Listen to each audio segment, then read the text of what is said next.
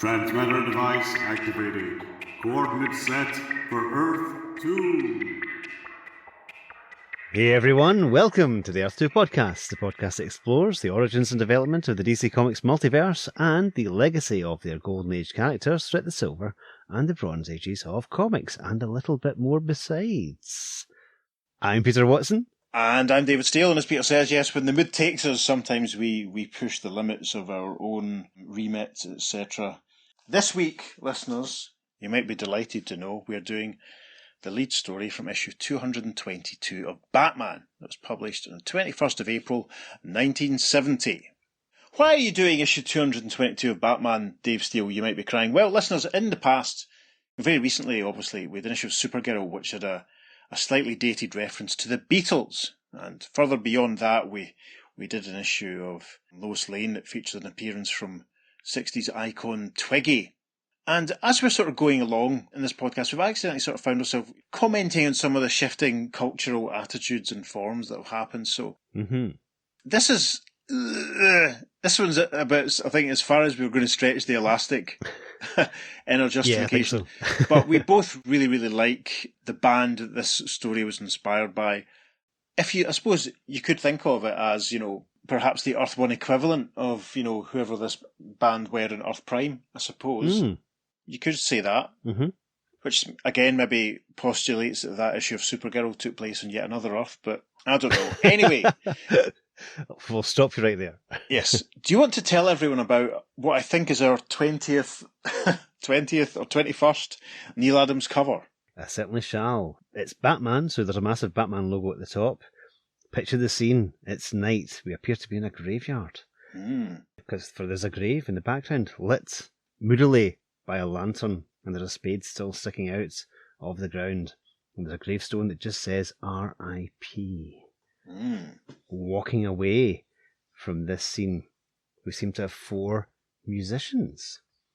The one at the back has got a drum and is wearing a blue jacket. He has longer hair with some facial hair as well. The one in front of him, he looks like the quiet one. He's carrying a guitar, and he again is wearing a lighter blue kind of tunic.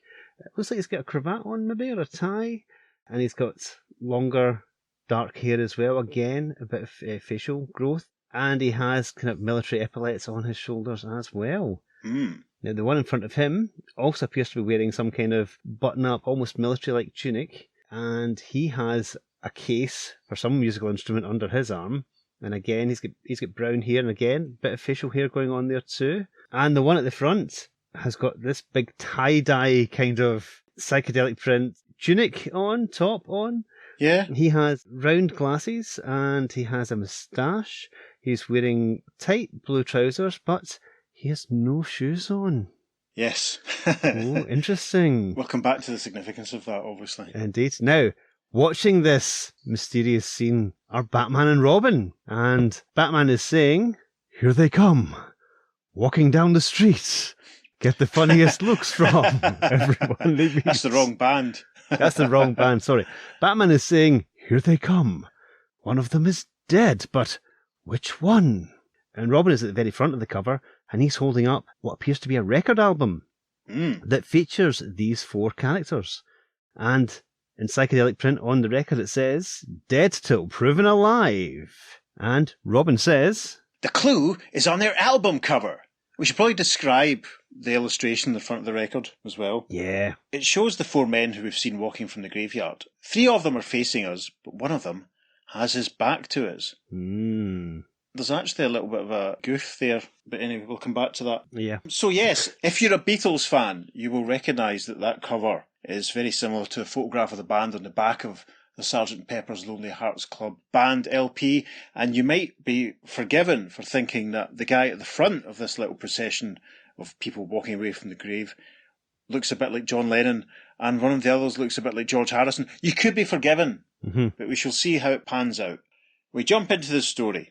Our first panel is a logo which says, "Back together again, Batman and Robin," and a caption that says, "Dead till proven alive." And a tiny caption tells us, Story Frank Robbins, art Irv Novick and Dick Giordano. Yes, DG, superb. The master himself, my hero. Right, so we have 3 story panels in this opening page. The caption for the first one says, A time at Hudson University when studying is the last thing on students' minds. Yes, it looks like some of the kids are relaxing. There's a few boys with long hair and sideburns. Dick Grayson's at the front of the panel on the right. Very neat looking open neck collar and V-neck sweater. His pal next to him is a sort of Letterman jumper with an H, for Hudson obviously. And they're sat around. We can see some speakers, hi-fi set up. There's a tape recorder, double spools. And there's a poster on the wall which appears to have a stylised B, capital B, and a few figures which look very like the ones we saw on the cover. We'll come back to that. They're listening to the radio, and a voice is coming from the radio, and it's saying, Yay, kids! This is Ho Ho Ho, your jolly green DJ at XJL, with the newest poop on ye great Oliver Twists mystery. Dig the 7th groove on our boys' summer nights. Spin at 78 RPM instead of 33, take it off on tape, and play back at 1 7/8 IPS. Yes, Summer Nights, spelt with a K. This is obviously a picture of Jack and Ted on the beach, I would imagine, the cover of that album. So the next panel, they've obviously followed the DJ's instructions. They're playing the tape recording backwards, and emerging from the speakers, we have something that says, Gleepity bleepity sleep, which is obviously amazing. One of Dick Grayson's pals says, Yeah, that's where Glennon raps. You ain't got it if they ain't bought it. I'd know his voice at any speed. And the caption for panel 3 says, Even Dick, Robin Grayson, is swept up at the current campus fever as the playback moves at 1 7/8 inch per second. And coming from the tape recording, we hear, Sure was a ball, Saul. Too bad it's over. This makes Dick comment, Who else could Glennon mean but Saul Cartwright? First panel of page 2 then, it's a view from outside the dorm room that they're all in, and a different friend of Dick's is saying, At last, Dick the great skeptic breaks down. Now do you believe Saul's dead? And then they're interrupted by a voice from the radio that says, We interrupt with a late blast. The twists are coming to Gotham City, maybe in a pink submarine, to prove that Saul is alive and well and living in old Lunnon town. So there we go, there's a couple of references there straight away. Pink submarine, interesting. The twists, Panel 3, another one of Dick Grayson's pals says, Wow, if Saul is alive and if only the twist could appear here at Hudson U. And the boy that Dick was talking to a moment ago says, Dick, your guardian Bruce Wayne is a big wheel in Gotham. Maybe he could swing it as a favour for you. The next panel's cracking. It's Dick ruminating, and in a little psychedelic splurge behind him, we see the shape of him in his Robin mask. It's nice. I love it. I love it to do that, you know. Yeah, it's like Spider-Man's half-face kind of effect going on. Yeah, same idea. And I think, as I mentioned in the past, ages ago, one of the first JLAs I had as a kid was the Atom's Wedding, spoiler, where you see everyone in civvies and their sort of superhero versions sort of looming up over them. Oh, amazing, yes. It's a similar sort of motif. But anyway, this close-up of Dick looking very moody as he thinks, As Dick Grayson, I have to play it cool, but as Robin, I'm really intrigued by this mystery. And then he says, I don't like to influence pedal fellas, but I'll give it a try. And the caption for the next panel then says, Later, at Wayne Foundation, where Bruce, Batman Wayne, handles his cover enterprises. Yes, we see Bruce reading a copy of the Gotham News, which is a headline, Alive or Dead, and shows a photograph of a big-haired, mustachioed gentleman, and the caption, Saul Cartwright. He's reading this and thinking, As a major stockholder in Eden Records, this publicity has been boom business, but as Batman, I don't want to be party to a hoax. The phone on his desk rings. Bruce answers, and the caption for the next panel says, As Dick relays his classmate's request. There's an interesting structure here because we see both of them on the phone and we get a nice jagged line down the middle separating them. I like that when it's used. It's a great device. Bruce is saying, I'd love to, Dick, but you know the 4 orphans are an independent bunch. They don't push easily. Could you invite them to be your guests while they're in Gotham? And then we arrive at the top of page 3 and the conversation continues again with the sort of split showing the different locations where Dick and Bruce are at the moment. Dick is saying, Then give me a crack at persuading them. I'll come down special for the weekend. And then Bruce says in the other half of this panel, It'll mean reopening Wayne Manor. No room here in the penthouse for those mad mods. Okay, will do. And we get a similar shot as to what we had before of Dick, of Bruce Wayne thinking with his Batman alias looming behind him as he thinks. There's an added incentive with the twists under one roof. As Batman, I should be able to spot whether Saul is a phony. And then the large final panel of page 3, under an almost psychedelic sky, we see a large aircraft arrived at Gotham Airport, surrounded by a group of hippie-looking kids with beads and pearls and flowers in their hair, probably already a couple of years out of date by this point, I suppose. There are TV cameras watching, we can see the musicians disembarking. There's a caption. T-Day! Pandemonium reigns at Gotham Airport as the elusive Twists make their first public appearance in over a year. One flower child cries from the crowd. Hey, here they come! Orphans, we love you! And Saul's memory!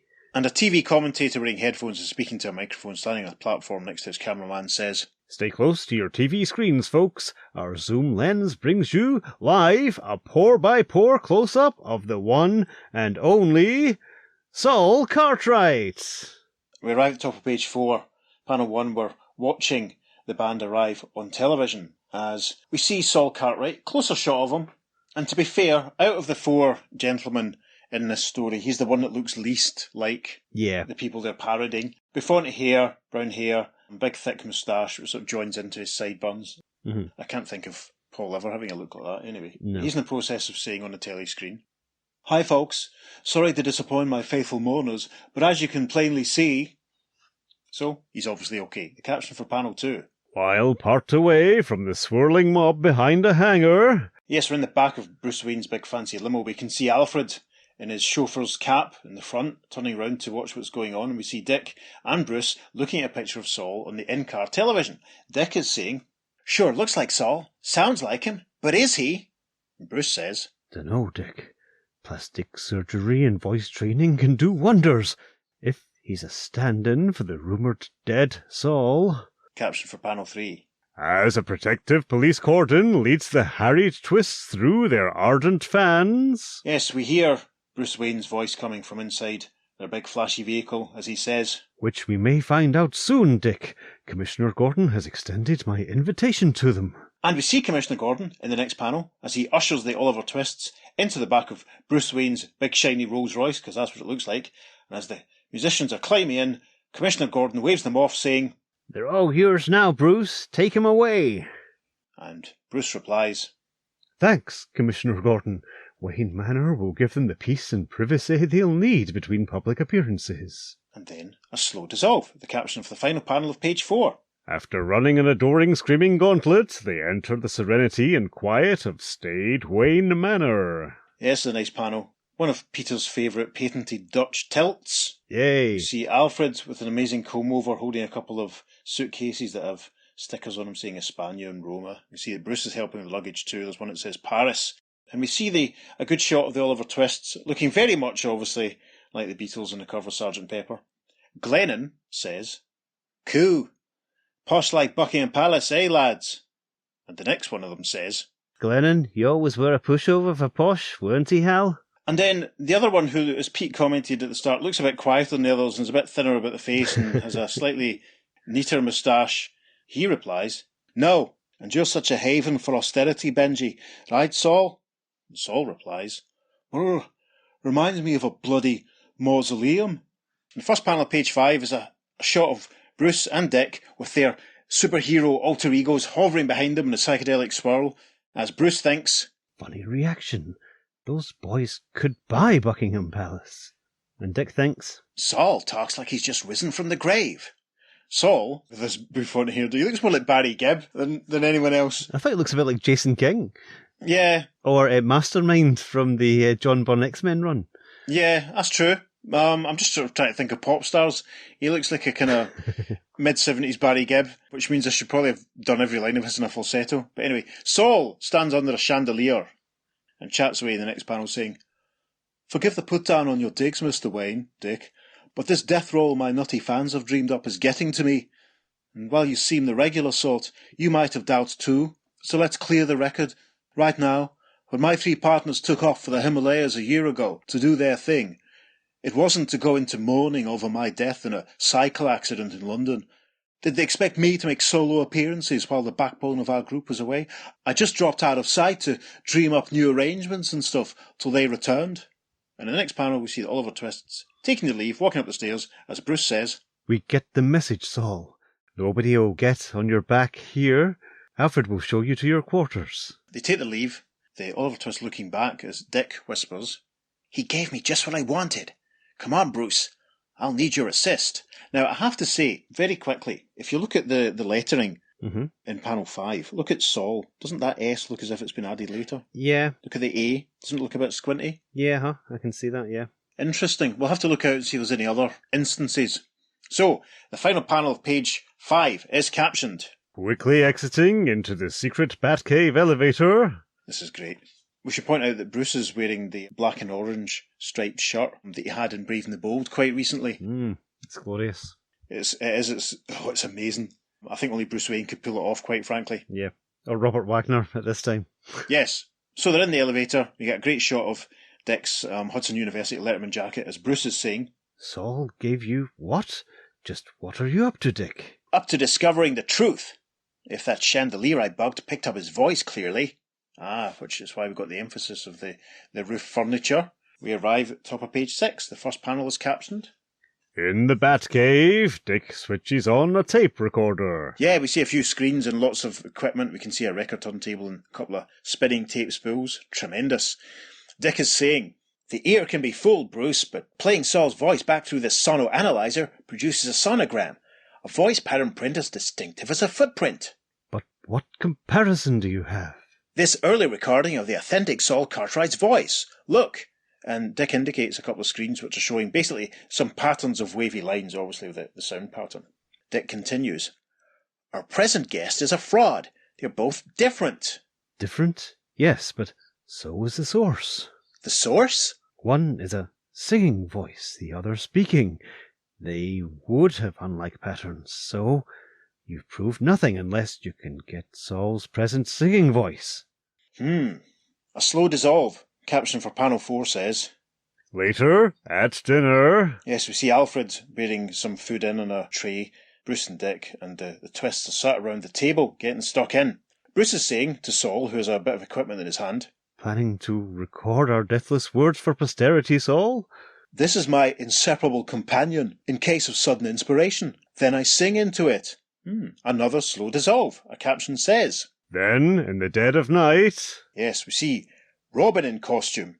Sneaking into a dark room, we can see a tape recorder on the bedside table.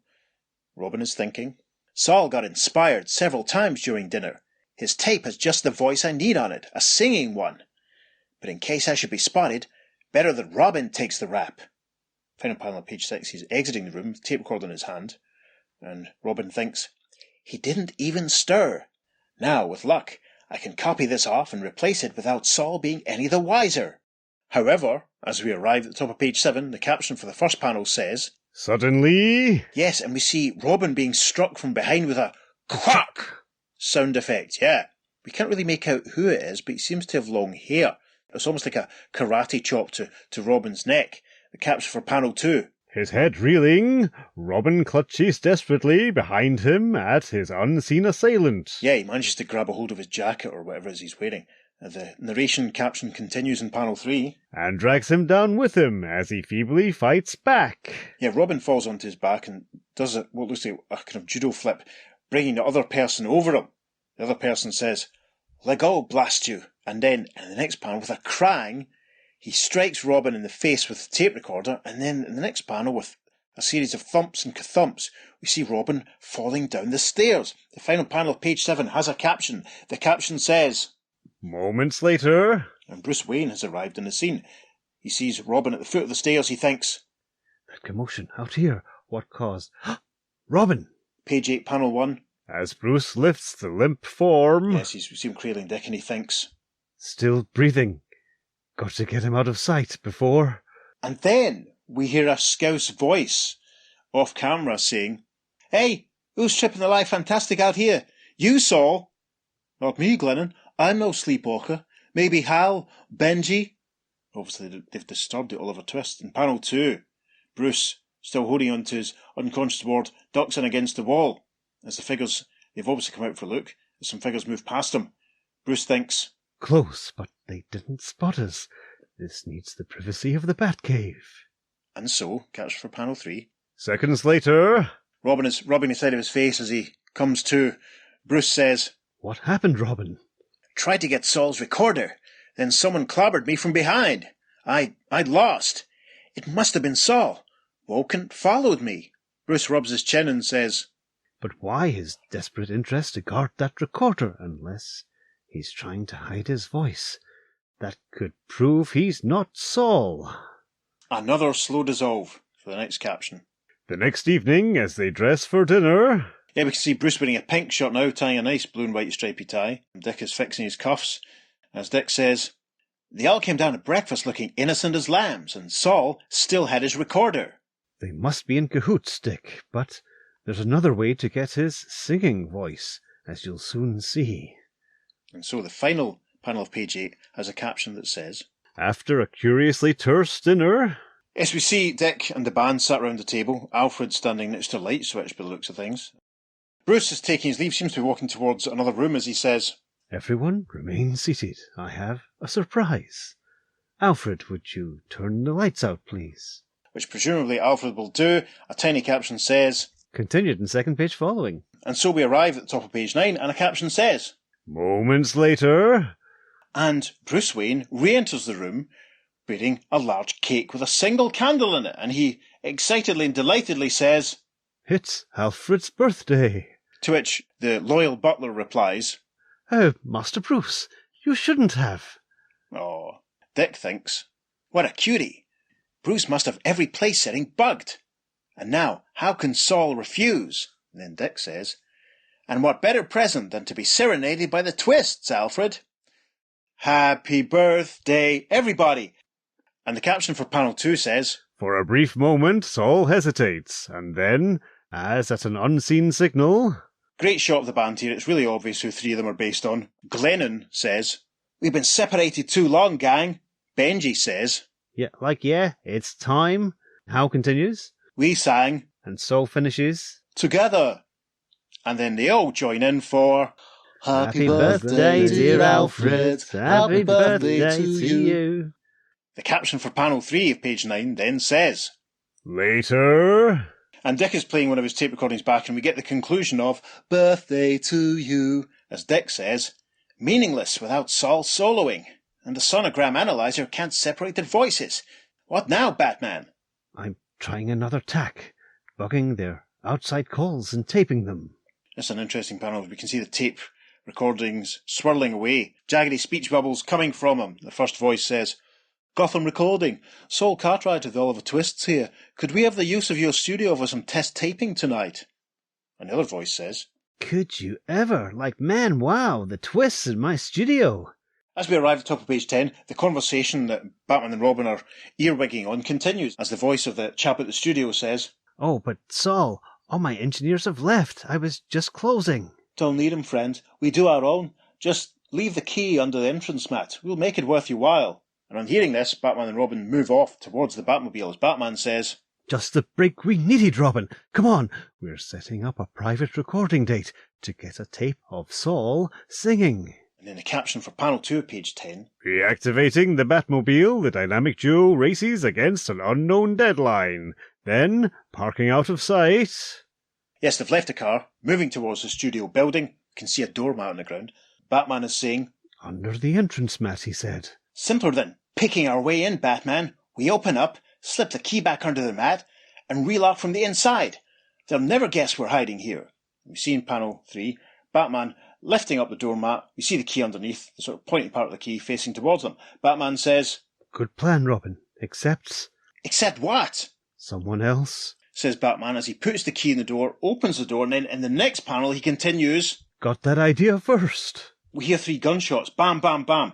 There's a thump sound effect as Batman lets go of the briefcase he was carrying. The first panel of page 11, they've run into the studio building. We see an inset panel of Batman switching on the light switch as he continues saying, Now, while they're still blinded by their own gun flashes, We cast further light on the situation. And we can see 3 figures in the room in front of them, wearing white gloves, all bearing guns. But up above, and I suppose probably the control room of the studio, there's another guy. He's also got his hands up to his face. It looks like there's a crack in the glass. Robin says, "I dig. Say no more, Batman. We take them apart." In the next panel, with a crash and a kapow, we see Batman swinging on a line up to the control room, kicking through the glass and kicking the guy in there in the face. Robin swings on a piece of studio equipment as he takes out another one of the bad guys with a chung sound effect and quips, "They call this a mic. Boom!" Batman leaps back out the control room in the next panel, punching out another one of the baddies, and he says, "The audition is over, friend." Robin takes another swing on the mic boom, knocking out the last of the bad guys, saying, "Let's make this in stereo. I've balanced the left channel, now for the right." Lots of audio jokes there, that's tremendous. We arrive at the top of page 12. You see the bad guys draped everywhere in the recording studio all over the place, as Robin scratches his head and says, "Looks like Saul had his own surprise party waiting for us. But how did you groove it was a trap, Batman?" This key was the key. Points at the key in the lock to the place. Robin says, "Don't put me on, Batman. The naked eye can't spot fingerprints, and those sharp thugs are wearing gloves. So how?" Batman takes hold of the key in the next panel, saying, "True, but when the studio owner left, locking the door like this, he automatically had to put the key down like this, with the grooved end toward the door."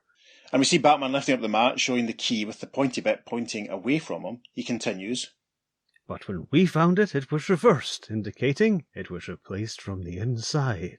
Robin says, "So you knew someone got here before us?"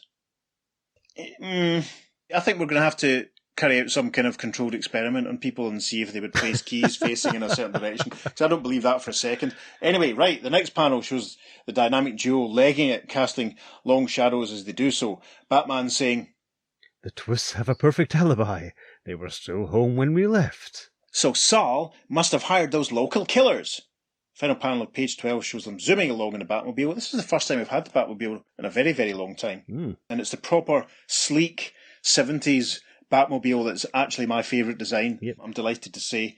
Apart from, of course, the red one we had from the weird Wild World last week. Yeah, but that wasn't the proper Batmobile. No. This is the real thing. As they roar along, Batman is saying, "But they're not the type who talk. Besides, I want it from the horse's mouth. They'll keep till we send the police. I've already got the evidence I need on Saul." "You've got to be kidding, Batman. We don't even have the voice recording we came for." First caption, the first panel of page 13 says, "Speeding back to the Batcave." And they're back at the sound equipment with the tape recorders and the screens. Batman is saying, "After we'd left here, I realised we didn't need a singing voice anymore, but I had to follow Saul's bait through to be sure.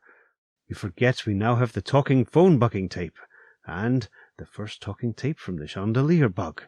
We compare them and prove that Saul hired the..." And we see the tape waveforms on the screens in front of them, and Batman notices something that gives him pause when he says, What? They're different." And Robin cries, "Then Saul Cartwright didn't make the second call, the trap bait one."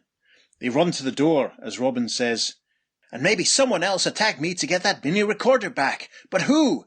Who?" That's what we're going to find out right now, with a nose-to-nose confrontation up above. The big twist is coming, listeners, if you pardon the pun. The caption for panel 4, page 13 says, "A scene of apparently untroubled at-home bliss greets them." And we see the Oliver Twist sat around watching television. Left to right, Benji, wearing now an orange sort of poncho and a big medallion. Saul in a green loose-sleeved top. Hal wearing a purple top, looking very much like his inspiration. And Glennon looking very much like, I imagine, what Pete and I's mate Alistair Boyd would have looked like in the 70s. Yes. Now, let's try and work out what programme they're watching, because Saul is saying, he's laughing, chuckle, "The Late Show sure beats the BBC, eh, blokes?" Now, that takes you right over it straight away. Listeners, in Britain, we might use the term bloke to mean a guy or a fella or a man, but we don't tend to use it as a matey form of colloquial greeting, do we? No, that's true.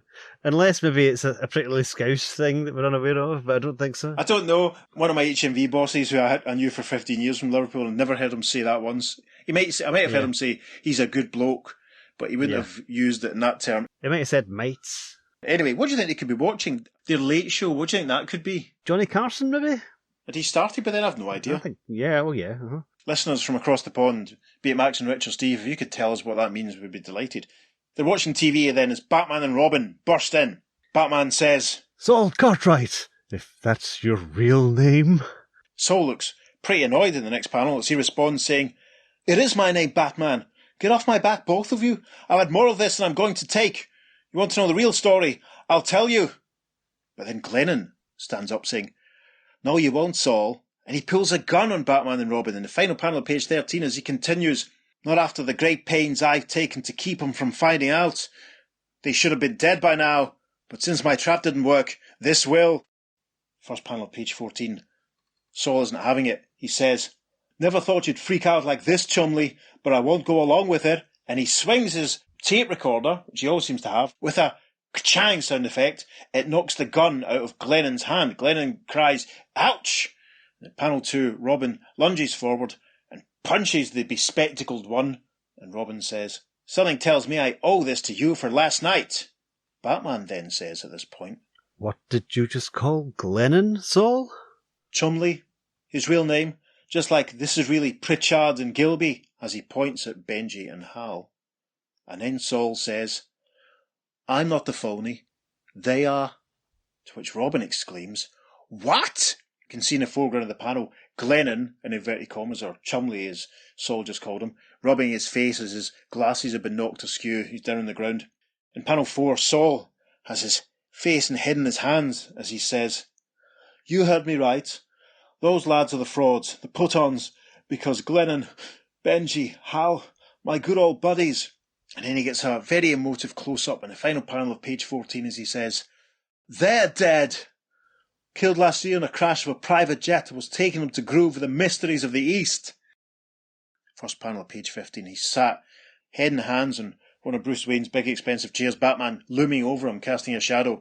As Saul says, They're lying buried somewhere in the trackless snows of the Himalayas. I thought I could keep them alive to their devoted fans the world over by recruiting 3 unknown lookalikes to stand in for them. He gestures towards the other 3 twists as Batman and Robin look on. Saul continues, Some minor plastic surgery and almost a year of coaching, and they were good, real good. But the big trick was to prevent any wild rumours of their death springing up and upsetting the apple cart. So I dreamed up my death as a decoy to focus all curiosity on me. That way, who would even begin to suspect that anything had happened to my 3 teammates? Glennon, in inverted commas, looks very caught out in this panel as Saul points at him saying, And then they flew back out of their incommunicado junket in a duplicate plane right back into the hearts of their devotees. I only tried to preserve their image, but I hadn't figured on this one weak link. Chumley's greed. Yes, and we see Chumley, a.k.a. Glennon, looking very unhappy at being caught out. Batman puts a comforting hand on Saul's shoulder in the next panel as Saul continues, which made him go to any length to protect our fraudulent group and the fastest income he's ever seen in his whole miserable life. Batman says, I believe now that you set up this cockeyed scheme with the noblest of motives, Saul, but like all dishonest put-ons, it backfired. The next panel shows them hustling Glennon towards an open door. Saul standing still with tears in his face with, the ersatz Benji and Hal, or Pritchard and Gilby. And Batman looks back at them and says, You realize now that the world has to learn the true story, Saul. But if you face up to it and level with them, your fans will understand. As we do, continues Robin. Besides, if these boys are as real good as you say they are, you may have a new group and a new sound. And there's a stunning choice of words coming here, actually. Anyway. And so, we arrive in the first panel of page 16, which is captioned, And so, like the legendary bird, the phoenix, a new smash trio rises from the ashes of the old, a week later at Hudson U. Yep, and it's obviously in a kind of concert room type space. There's a poster on the wall that says Phoenix Trio, starring Saul Cartwright. And all the kids in the crowd are clapping along, having a great time, yelling, Yay, Saul! One kid yells, Yay, Phoenix, we love you! Final panel shows Dick Grayson with a few of his mates. One of them says, You didn't deliver the goods we requested, Dick, but you sure came up with the biggest twist of the century. And one of the other lads says, "And just so you don't come up with the biggest head, Grayson," one of the other boys concludes, "Just remember, you owe it all to Batman and Robin." And Smiling Dick claps along with the music as a small caption says, The end. The end, and in the end, the love you take. That's great. They concluded that with the name of a Beatles song. That's funny. Yes, well, listeners, that was obviously the Beatles that was being heavily referenced there. Shall I quickly give the listeners some background on the real-life inspiration? Please do. Right. Clear's throat. The whole big Paul McCartney is dead rumour, and this is obviously what this is based on, sort of started in October 1969 when a DJ in Detroit by the name of Ross Gibb took a call from a listener who claimed that Paul had been killed in a road accident on the 6th of November 1966. Mm-hmm. He'd been replaced by someone else, by an imposter, and clues to the fact that Paul had died could be found by playing the White Album track Revolution 9 backwards. Now, obviously, we don't want a copyright strike, so we're not going to play Revolution 9 backwards at this point. No. The rumour grew and grew and grew and spread worldwide. Basically, a kind of almost virtual rumour industry about Paul being dead sort of grew up.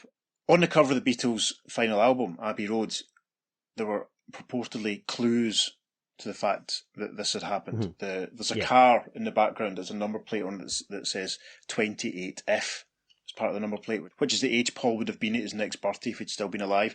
People have commented on the fact that Paul is the only one barefoot on the famous Abbey Road zebra crossing picture, and he's walking out of step with the other. People claim that because John is dressed in white, he's a priest, because George is dressed in blue, he's an undertaker. There were claims that the reason they grew moustaches during the Sgt. Pepper process was to cover up so that the guy who'd replaced Paul could grow a moustache while his plastic surgery sort of healed underneath the moustache. The back cover of Sgt. Pepper, which has a photograph of the four of them. Paul is the one who's standing with his back to the camera, which is obviously what the image on the cover of the Batman comic is referring to. And there was other stuff, people interpreting the lyrics of Glass Onion and I Am the Walrus and such like. In the film in Magical Mystery Tour, when they're performing Your Mother Should Know, Paul's carnation on his lapel is black, whereas everyone else's is red. So people were just like really properly buying into this and looking for all the signs possible they could. Now, Paul McCartney and Derek Taylor, who was the Beatles press agent, both released statements saying that it wasn't true, that he was still alive, but basically no one believed them. And it only really kind of got sort of resolved when Life magazine sent some reporters to Paul's farm in Scotland, and he grudgingly, after throwing a bucket of water at them initially, spoke to them and reiterated the fact he was still alive. But the rumours, I mean, they still persist to this day. Books are written on it, there are YouTube channels and videos devoted to it. It's never something that's quite gone away. I love the fact that this comic was published on the 21st of April 1970, because basically it was so on the nose, because this rumour had obviously been going for the past 6 or 7 months in the real world. But the first that everyone knew that the Beatles were basically over was on the 10th of April 1970. Oh, okay. Because the Daily Mirror's front page was quoting the statement, sort of fact sheet thing, the question answer interview fact sheet thing that was released with Paul McCartney's first interview, which basically had the information or the statement from Paul that, you know, his time with the band was done, he couldn't see them working together again. And the Daily Mirror reported it as Paul's quitting the Beatles, despite the fact that Lennon had already said about 6 months ago that he wanted a divorce and it was all over. Yeah. And that's why Paul was kind of given the blame for the Beatles sort of splitting up. His own solo album was released at this point, you know, and the rot had really, I think, you know, it's a weird thing, like, I think the final nail in the coffin for the Beatles was when Paul and Ringo voted for Alan Klein to take over as a business manager, when Paul wanted Linda Eastman's family to do it. And this had all just tied in with the just malaise of it all for them, because, you know, they'd all gone from, like, they'd all been living in each other's pockets for years, you know, intimacy becoming irritation and contempt and all that sort of stuff. When I was first getting into the Beatles, I thought it was such a shame that they split up. But you can, nowadays I sort of think, God, it's a miracle they lasted as long as they did. The pressures on them would be enormous. So basically, listeners, this story was a very timely response to a then current rumour. And it's fascinating. I can't really think of anything else that's quite as on the nose in anything I've read in comics. It's good stuff. What do you think of the story then, Pete? I really enjoyed it, although it is a bit of nonsense fluff. As you mentioned, I think the key is a major stretch. Batman and Robin hardly get anything to do in it, and also Batman's very late to the party and actually figuring out what happened. It's not the best detective work from the dynamic duo. I quite like the use of the technology that they that they had. That was quite fun. That was nice. As people were talking about this year's Batman movie, it was nice to see him doing some actual sort of detecting. Yeah, true. I think it built up the tension quite well that they didn't get it all straight away. And I liked the reveal when they realised the voices were so completely different. Maybe Batman was being a bit thick, I don't know. Maybe. No, it's quite an interesting period for Batman. It's unusual for Robin to be a co-star, because Robin had moved to Hudson University. He was now a student. Yes. And he'd moved out of Wayne Manor, and as had Batman, he was actually living in a penthouse in the city and had a second Batcave underneath that. Oh, really? A second Batcave? I don't think it's a... That's hilarious. Did he have to get it custom built? That's amazing. Oh, yeah, it was all done. Blimey. So, so that was what was happening at the time. So, almost that sort of thing, plus like the satellite era of the JLA starting around about the same time. You can see that things are definitely changing a lot in DC.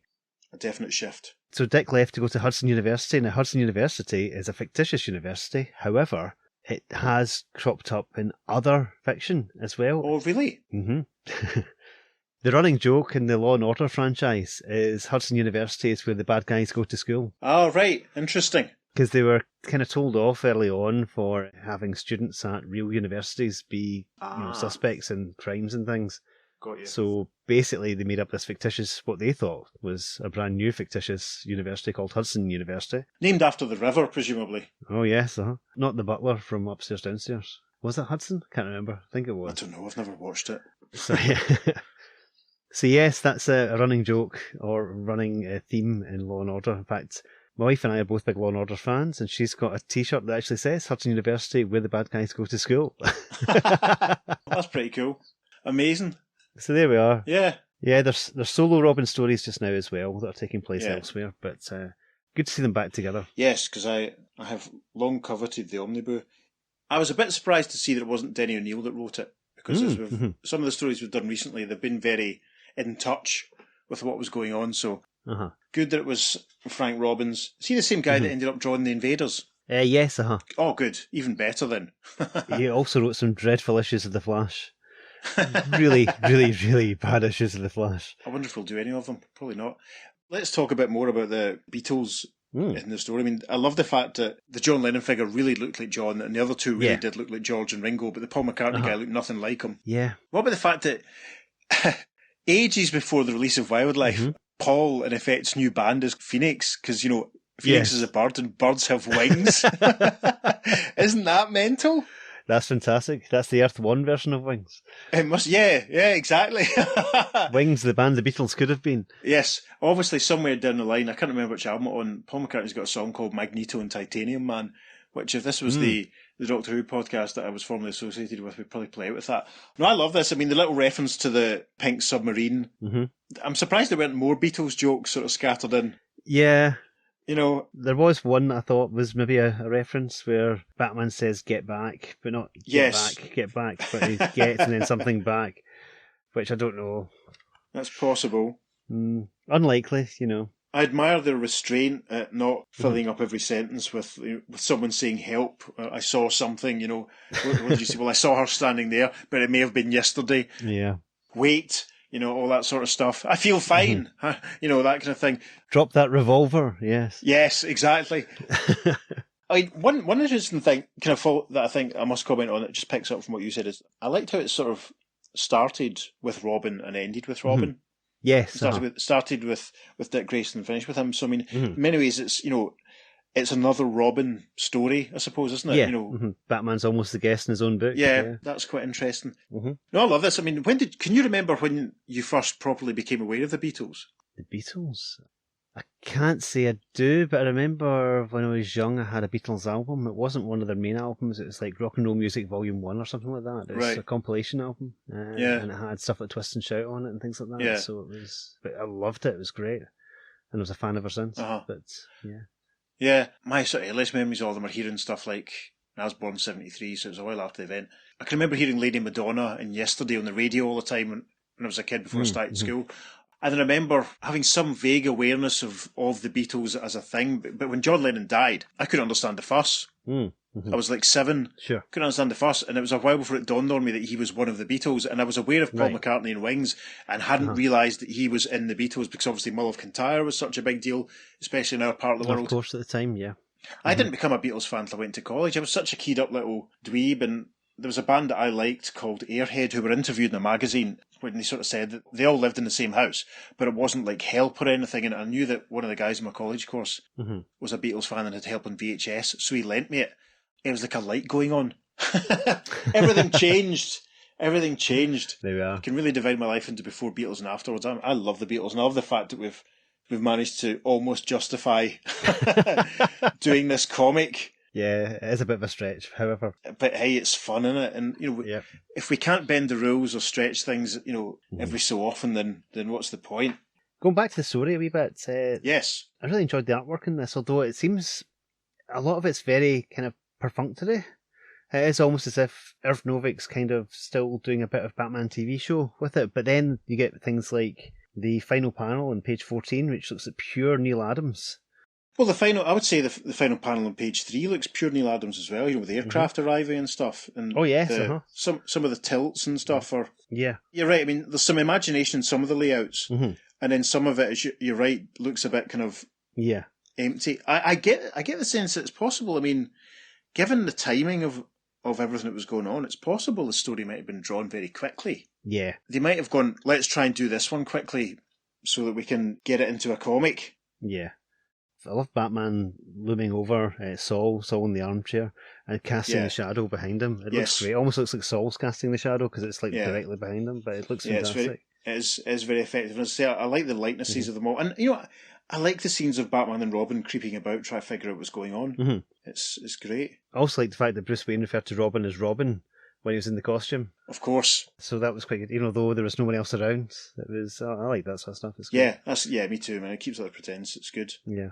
Another quick reference we should probably point out, obviously, is when Bruce talks about being an executive member of a stockholder of Eden Records, and that's probably a play on, of course, the Apple, isn't it? Yes, of course. So it's all there, kids. It's all there. Yeah, and like we said at the cover, with the John Lennon guy being barefoot, that's obviously got to be a direct reference to what people were saying about Paul being barefoot in the cover of Abbey Road. It's very informed. It's a delight, this comic. It really is. Readers, you won't be surprised to know that I've been putting together a selection of Beatles themed or Beatles homaging comic covers to put on the socials this week. That's obviously in the next few days. Pete, do we have any contemporary correspondence about this one? We certainly do. If we skip ahead to issue 226, and the letters to the Batcave. And the first letter says, Dear Editor, Batman blows my mind, especially the new Batman, issue 222, June 1970, was the most fantastic satire I have ever read, and I've read quite a few. Satirising the Paul McCartney death hoax was a great idea for a story to show how stupid the whole thing was. Naming the Beatles the Oliver Twist was an excellent idea because of the twist ending. Also, it was a Dickens of a story. Sorry about that. And that's from Samuel P. Schrager from Ashbury Park, New Jersey. Yeah, I suppose the twist aspect is probably a reference to Twist and Shout as well, isn't it? Yeah. Which is the Ozzy Brothers song that they covered. So the editorial response basically sets up the next letter, which is a very tiresome extended golf motif. It does touch, again, this correspondent does touch on the Paul McCartney death rumours, which is fine. But the next letter goes like this. Dear Editor, mind you, I didn't expect anything spectacular from Batman 222.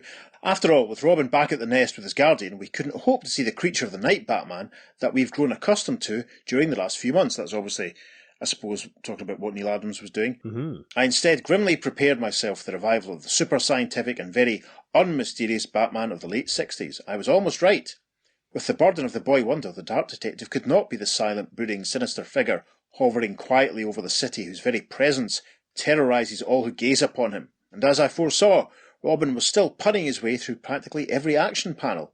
No, he wasn't. A little bit, not much. However, I did notice that you tried to save face by a few well-placed shadows and by keeping the cape as long and flowing as possible. You get a point for effort anyway. Well, that's nice.